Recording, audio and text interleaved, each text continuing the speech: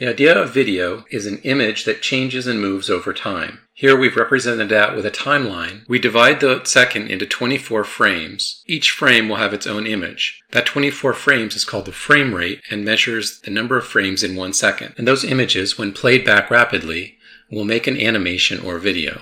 If we were to animate every single frame, it would require a huge number of images. Creating images in this way is very tedious and very time-consuming, so we look for other ways to do this. The key idea that you will find in After Effects and present in other programs that do animation is the concept of keyframes. The idea is to specify the position of shapes and objects at particular moments in time, but not at every moment, thus saving you a lot of work. So here we have specified the position of a shape at the 0th frame. We've specified it at the half-second mark and at the 1-second mark. Those are the positions of our keyframes. We've denoted here the keyframes as diamonds. The computer will then interpolate between these keyframes and provide all the intermediate animation. Here we see that the dotted line represents the motion that the shape will take between the frames represented by the keyframes. This style of motion is called linear interpolation. As you can see, if this were a bouncing ball, it would not look very realistic. So to get that effect, we have to tell it that not all motions are linear. Some motions are curved, and that is done using what's called Bezier interpolation. Most animation programs that you work with, whether they're 2D or 3D, will allow you to specify this style of motion interpolation. We might wonder what happened to the images that were generated.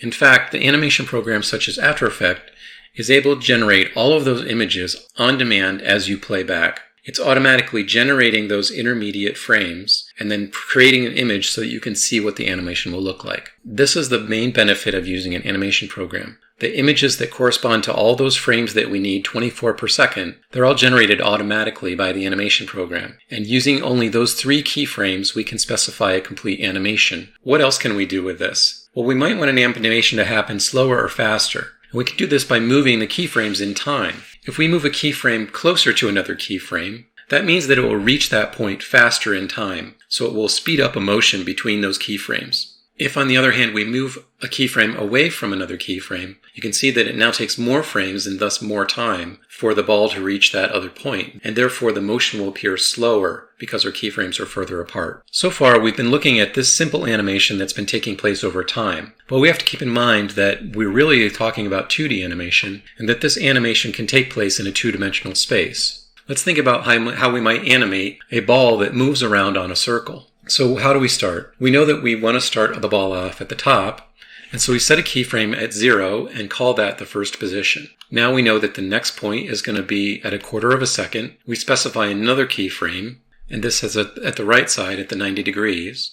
At the bottom, it will be halfway through the animation, half a second, and next we need a frame at 3/4 of a second.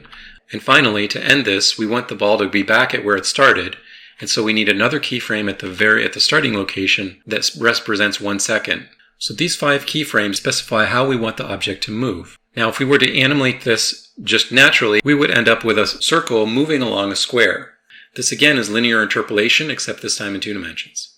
Just like we found with the ball bouncing earlier, we also want this motion to be circular, and Bezier interpolation moves things along curves that we can control. Let's see how this works in After Effects.